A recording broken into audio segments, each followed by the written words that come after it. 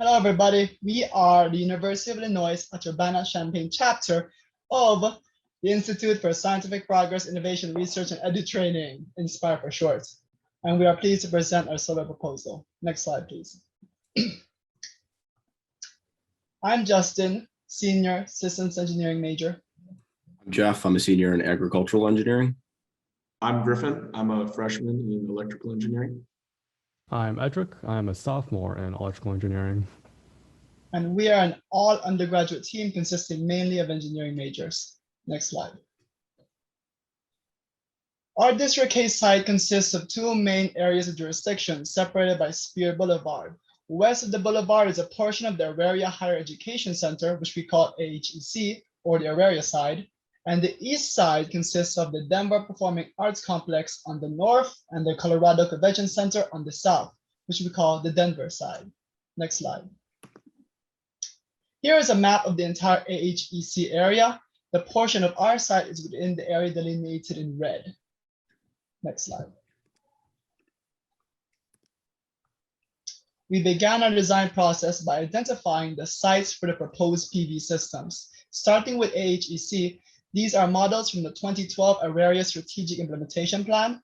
The left model indicates Auraria as it was in 2012, and the right model shows what the area might look like after finishing desired developments as part of their vertical expansion goals. We have selected only the buildings in white, which have no future potential planned developments. Next slide. As for the Denver side, in the right image, the Colorado Convention Center is shown on the bottom, and the area of the Denver Performing Arts Complex is marked within a teal square. The image on the bottom left is what the same area might look like in the future. The desired future vision for the complex calls for large vertical expansions that would also produce a lot of shade. So for the Denver side, the Colorado Convention Center is the only site marked for solar installation. Next slide. In regards to the convention center, on its roof, there are some loading constraints as well as some planned development on the west corner. These were all taken into account. Next slide. After considering all the restrictions, here is a map of the entire district case site with all proposed solar installations numbered with a yellow square and an orange balloon. Next slide.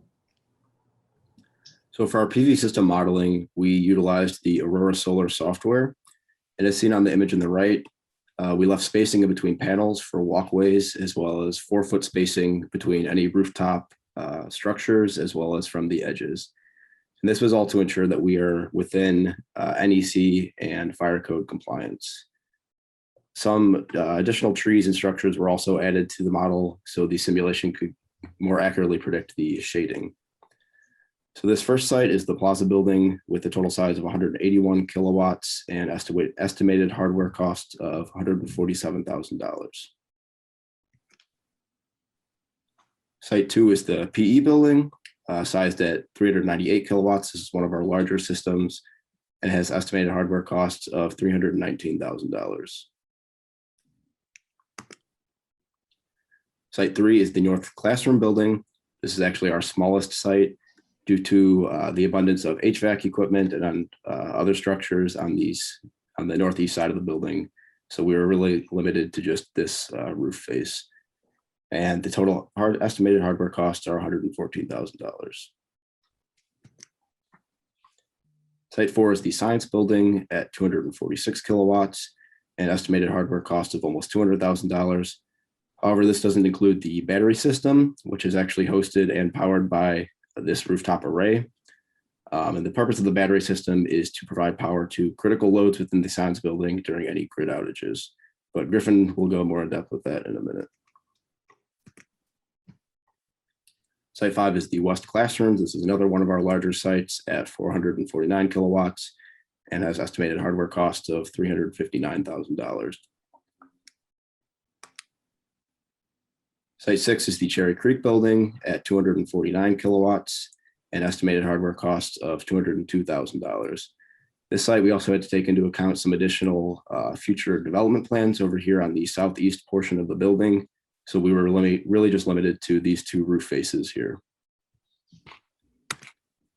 And lastly, Site 7 is the Colorado Convention Center. This is our largest site by far at a total of 1 megawatt and has estimated hardware cost of actually $720,000. This value is wrong. With this site, we also had to take into account future development plans over in this red area here, as well as loading constraints in the center of the building. And as a result, we limited our array to the southeast side of the building on the outskirts of the roof. So for equipment, we'll be using the AxiTech polycrystalline panels for all our PV systems, which have a 19.88% efficiency rating. We selected AxiTech because they are relatively efficient for their price, and notably, they're resilient to moderate to severe snowfall. So obviously the winters can get pretty rough in Denver. So these panels can withstand up to 2,400 pascals of pressure, which is about 2.5 to 3 feet of snow, without sustaining any lasting damage. The panels are complemented by AxiTech transformerless smart inverters, as you can see on the right. These inverters are software controlled, which makes them more receptive to alteration and thus allows for easier grid integration. In addition, AxiTech smart inverters are relatively lightweight and generally easier to install when compared to other smart inverters on the market. Next slide, please. For battery storage, we recommend a 234 kilowatt hour storage system located at the Science Building in order to protect the building's critical loads. So obviously the Science Building has millions of dollars worth of equipment running at any given time. Now, according to the Energy Information Administration, the average grid outage lasts for around 112 minutes. With that in mind, we designed this system in order to withstand outages of up to 4 hours while still maintaining the building's critical loads, which we estimated to be about 30% of the building's total loads. Without any outages, the battery is going to be peak shaving, as you can see in the graph below. That is charging when PV generation is high in the middle of the day and discharging during times of peak demand in order to cut down on electricity costs. We assume critical loads to be worth about $8 million in total, and we ran that through re-upped light to get an NPV for our battery system of about $2.77 million, as you can see in the blue bar in the graph on the right. Next slide, please. We used OpenDSS to run a distribution system impact analysis and found that there was no major strain placed on the distribution network by our PV, as you can see in the two maps on the right. We believe this risk will be further reduced by the use of our transformerless smart inverters. Okay, here is a table with the estimated base cost for each of the installations and their totals before any discounts and incentives. We conducted separate financial analyses for the AHEC area and the Denver side. The total base cost for AHEC installations is around 2.8 million, and the Colorado Convention Center installation is around 1.6 million, a total base cost of around 4.36 million. Next slide. Luckily, there are many cost-reducing incentives. The investors, payers, owners, etc., can utilize renewable energy credits through Xcel Energy in Colorado. There are also multiple loan programs available, some from the Department of Energy and statewide programs. They can also utilize up to 26% investment tax credit, although for the Colorado Convention Center, after accounting for the 200K feeder upgrade that does not qualify for tax credit, the Denver side has an estimated max of 23.8% ITC. Lastly, there is the Colorado Commercial Property Assessment Clean Energy Financing, PACE financing for short, which allows for up to 100% upfront financing. Also for our analysis, we rendered sales tax as 0 in the MBA model because that has been accounted for in the estimated base cost. We also assume 0% property tax. Next slide. Now for the Colorado Convention Center, we got a purchase price of around 2.2 million, about 600K less than the estimated base cost, as well as a positive IRR of around 15% and NPV of around $670K. As for our PPA price, it accounts for multiple different customer classes, residential, commercial, etc., which are charged different rates. Next slide. Here's a graph for the cumulative costs and benefits in the first 2 decades for only the Colorado Convention Center. We see that the project recoups investments after around 5.5 years. Next slide. Now for the collection of all 6 installations in the Auraria side, we got a purchase price of around 3.88 million, about 500K less than the estimated base cost, as well as a positive IRR of around 69% and NPV of around 13.8 million. Next slide.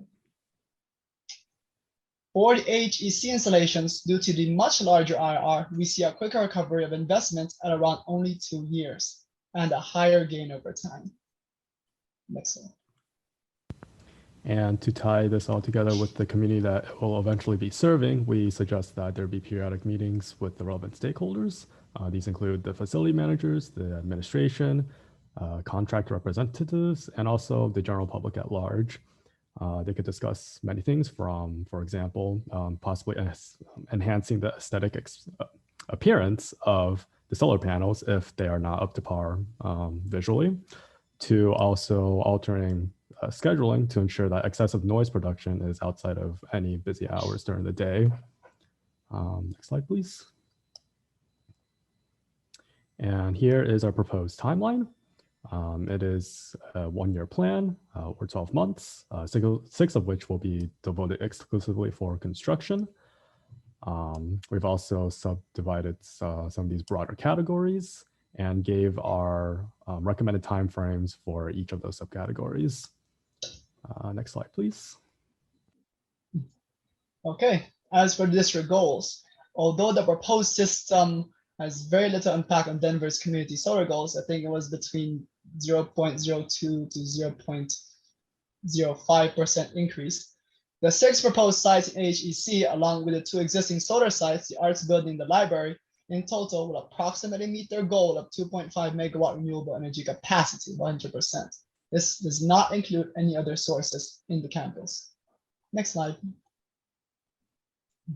We also considered other things that didn't make it to the final product. Some buildings were modeled in the Performing Arts Center, but we decided there would be too much shading in the future. Carport solar was another consideration, but that would interfere with plans to create vertical parking garages. Lastly, we considered microinverters, but they made the cost of inverters more than 3 times greater in total. So those were taken out in the end. Next slide. So in summary, we propose 7 rooftop solar PV systems, 6 in the Auraria side and 1 in the Colorado Convention Center, as well as a battery storage system in the science building of AHEC that have little to no risks on the distribution grid on sites that minimize any interference with any future planned development goals. And we value community input and communication during the entire construction process. That concludes our proposal. Thank you very much. Any questions?